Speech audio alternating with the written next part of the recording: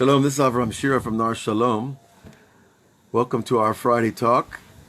And this week we are going to speak about an amazing story from a collection of stories about Rebbe Shimon bar Yochai. This is the Shabbat of Lag BaOmer. Hundreds of thousands of people have converged on Meron yesterday and today, and it's a continuing celebration. These Jewish festivals, they never last one day. There's always an overflow of power, emotion, energy, and Avas Yisrael, and it's a wonderful time just to be everywhere in Israel. You can sense there's something special going on. So today we're going to learn a story about how Rabbi Shimon saved his student, Rabbi Yitzhak, from the angel of death. And it was that one day Rabbi Yitzhak was home, and he was visited by his friend and fellow student of Rabbi Shimon, Rabbi Yehuda. And Rabbi Yehuda saw that Rabbi Yitzhak was depressed, and he asked him, "What's going on today? Why do you feel sad? You look sad." And Rabbi Yitzhak answered, "I have 3 requests to make from you. One is that when you speak Torah, you mention my Torah. And the second is that my son Yosef, that you teach him Torah, and he should become a Talmid Chacham. And the third request he makes is that during the 7 days of mourning, you go to my grave and pray for my soul." Now remember, this is a Tana. This is a teacher. I did. They still can't hear me? There's some radio station playing over your voice. Open you up for my Shalom. All good now. Okay. Well, I guess this story is a little bit too much for Facebook. But I was told that there's some radio back noise coming off of Facebook or somewhere from other programs. Perfect. Wonderful. Thank you very much. Okay. So let's try to get it all together here.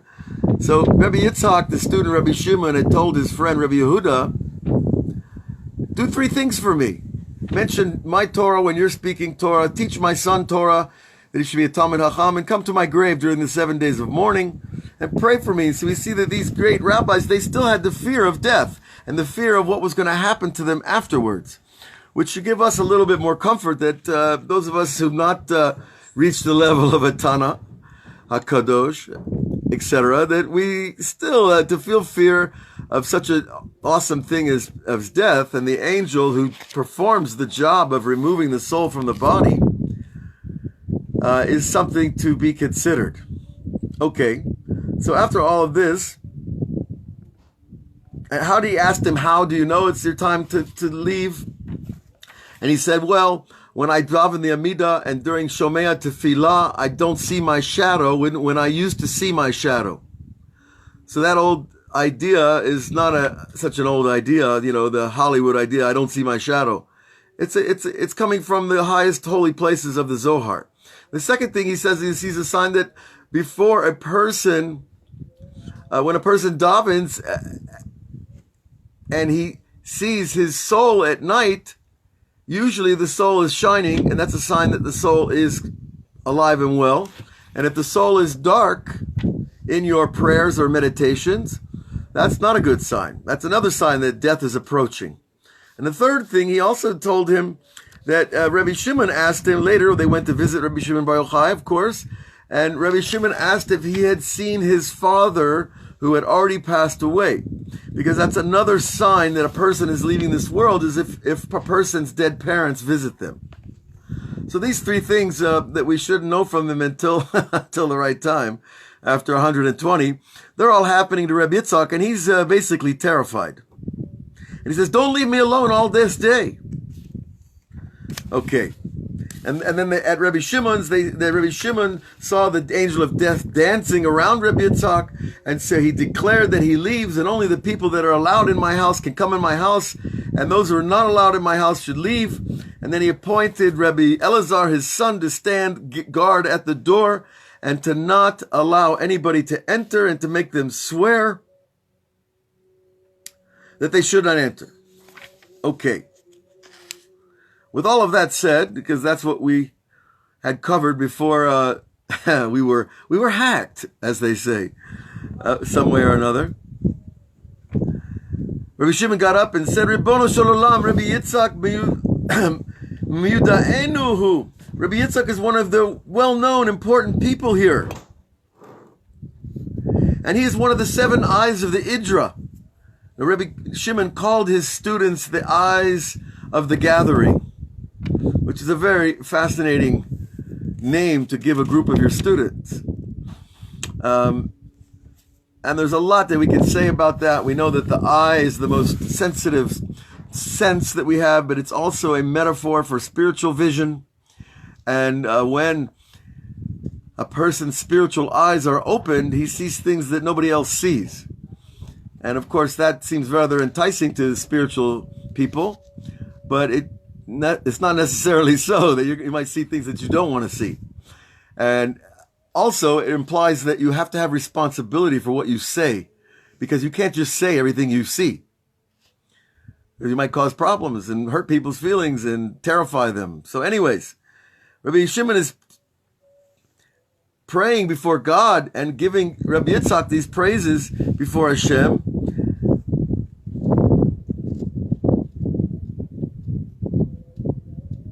And I'm grabbing a hold of him, he says, and I request from you, God, Ten otoli, give him to me. And a voice came out from heaven and said, your prayer has been received before the throne of glory in the upper worlds. And behold, Rebbe Yitzchak, your student Rebbe Yitzchak, is in your hands now.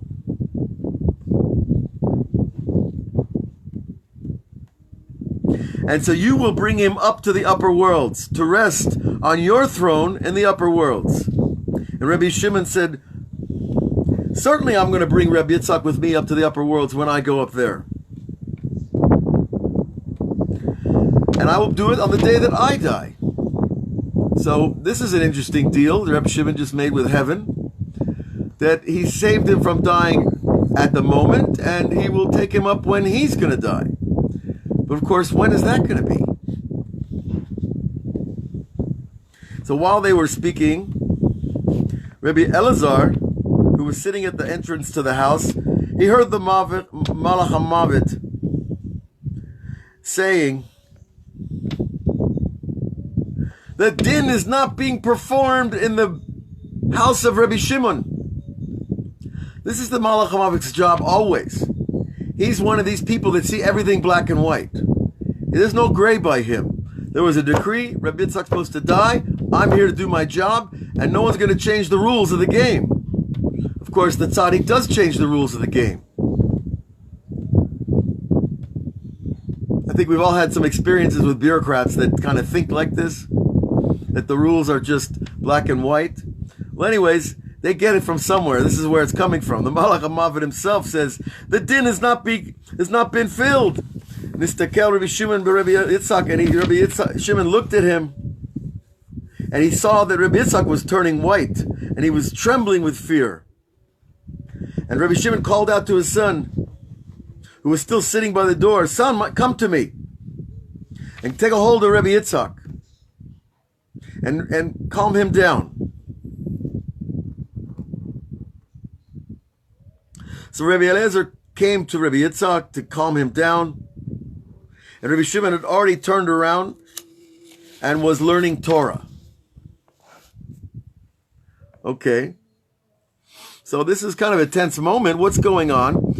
Now, Mirov Chulshato Nitnamnem Rebbe Yitzchak. Rebbe Yitzchak, because of his weakness and his terror, it started to faint. And he saw in a dream suddenly, his father was coming to him and saying to him, my son, Ashrei chalkecha ba'olam hazeh u'ba'olam haba. Now this is a nice delivery, a little message, a little telegram from heaven, that your portion in this world and the next world is good, so don't worry. And you will exist amongst the leaves of the tree of life in Gan Eden. That will be your place. And this great tree will be strong and powerful. That's Rebbe Shimon bar Yochai. So you will be with him. And you will be amongst his branches in the upper world. Of course, this is all metaphoric. locators in the spiritual realm. Fortune is your portion, my son. And so Rabbi Yitzchak answered to his father. Remember, this is all in a dream because his father's already dead. My father, how am I standing there in the upper worlds? How do I appear? His father answered him, Shlosha yamim ayu mechini b'chipazon et hadar mishkavcha. He says, 3 days they've been preparing in haste the room where you will reside.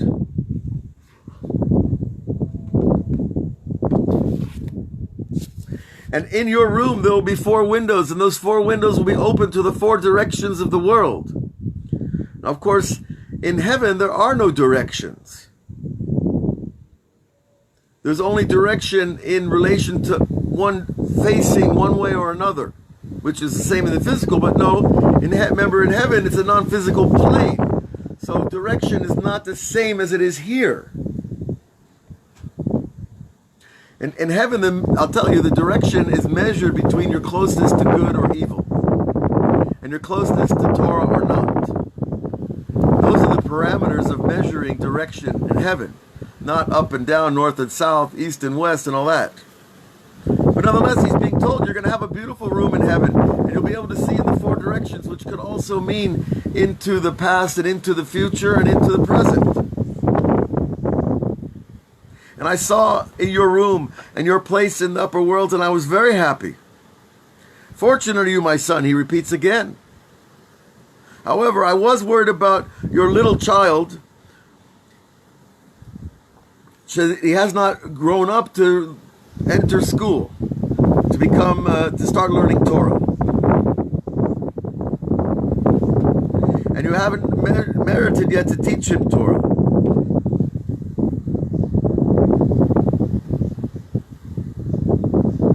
And there are 12 tzaddikim that are waiting to greet you and receive you, which is another sign of honor. And they are willing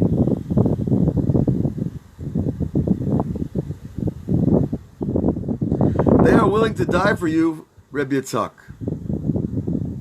Now this is outrageous. That people in this world are actually willing to die so that someone else cannot die? Are any of us ready for that? I can imagine it being so. If you were very close to this great rabbi and you knew how important he was to the world and to the community, and you feel your own smallness, you might say, look, I'll go instead of him for sure. But 12 tzaddikim? And they're ready to go for you, he's being told by his father. And a voice has been heard in the upper worlds. Who are these people, these Talmidei Hachamim that are standing to leave this world for the sake of Rebbe Yitzchak? And they've been crowned in their places. And because Rebbe Shimon bar Yochai requested that Rebbe Yitzchak did not leave. In other words, there is a very precise business going on here in terms of souls coming and going in this world. And Rebbe Yitzchak was supposed to leave according to the Din and Emet. And that's what the Malach HaMavis was arguing about. And Rebbe Shimon prayed that he not be left, that he'll be in my hands, and I'll take care of him, Rebbe Shimon is telling him, until the time of my leaving this world. And that was, God said, fine, no problem, we can do that. But 12 other tzaddikim are going to have to leave in replacement of Rebbe Yitzchak. Which seems outrageous. But of course, we can't measure souls, the value of souls to the world and to the Jewish people, etc. And certainly we can all agree that all the families of all these other people are going to be suffering if they knew that this this business deal was going down.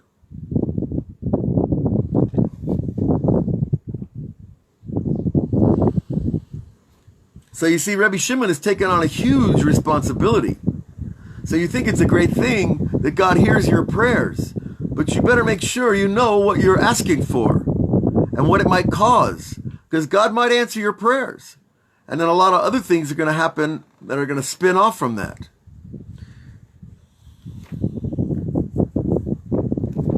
So Rabbi Yitzhak asked his father, and this has all been happening in a dream, remember? How much more time have I been given in this world to stay in my body? And his father answered him, I don't have a permission to tell you that information. Because we know that a person is not told how many years he's going to be in this world. Well, although we have learned that there are signs that the end is coming soon to a person.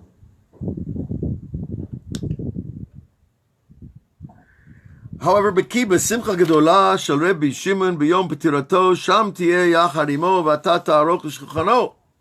So he says, but there will be great joy to you at the time of the death, the passing of Rebbe Shimon Bar Yochai, which of course was yesterday, Lag BaOmer, and you will go with him on that day, and you will prepare his table in the world to come.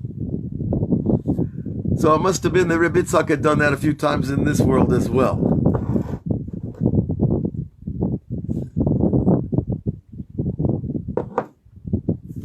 Now, I know a lot of people have heard stories like this, and it's hard for them. It's hard for them from a lot of different angles.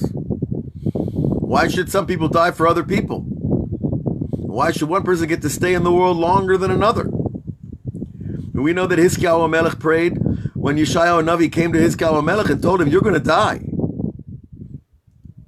Write your will. Well, we know he says, the Tanakh teaches us in Sefer Malachim that Hiskiyahu turned to the wall and cried, and he really cried, and God gave him 18 more years. But go figure what change in the matrix of life had to take place to give Hiskiyahu 18 more years. So when we start to have thoughts about God and the way he runs the world, we, stop. Because we have no idea.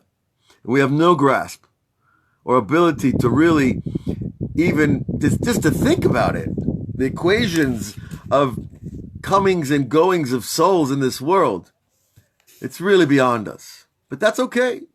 It's good to know that God is beyond us. We find our place a little easier to stay. Okay.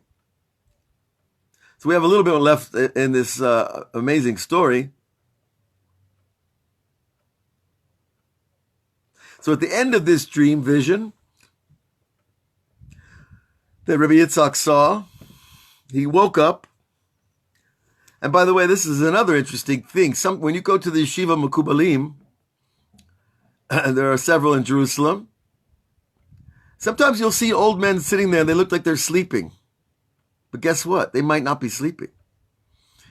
Because one of the outer effects of being in a trance state is that your body goes to sleep, but your mind doesn't. And this is one of the things we cover in our meditation workshops. So I look forward to seeing some of you there in the coming weeks on our Patreon page, patreon.com at Avraham Shira. And if you look over there, we're going to learn some of the techniques that can help us enter a higher state of consciousness. And it's not because we want to be high on God. It's because we want to bring down good things for this world. Because this world needs everything that it can. And this is one of the ways that it's done. When you see people sleeping in a Beit Knesset, don't assume necessarily that they're sleeping, especially if they're old Mekubalim. Anyways, and Rebbe Yitzhak's eyes were now gleaming, shining. And Rebbe Shimon looked at him. And Rebbe Shimon said, certainly to himself, certainly something new you have seen from your sleep, and some great secrets have been revealed to you. And Rebbe Yitzhak said, that is so. And Rebbe Yitzhak told him the story of what he had seen in his dream.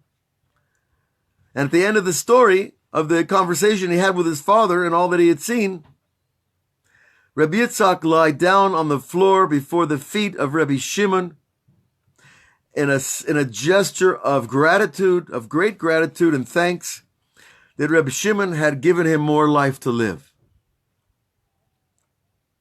And from that day on forward, Rebbe Yitzhak spent all his time with his son, learning Torah with him. And when he came to learn Torah with Rebbe Shimon, he brought his son with him, and that he would be part of the gathering of rabbis there.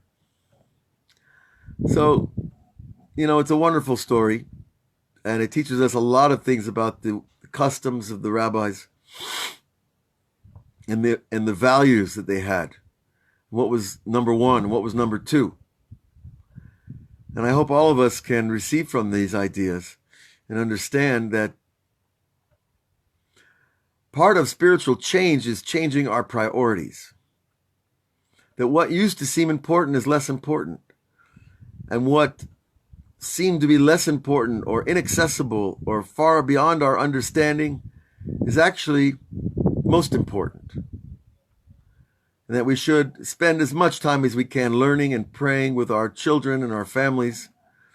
And when you don't want to go to the synagogue and pray, that's the time to go.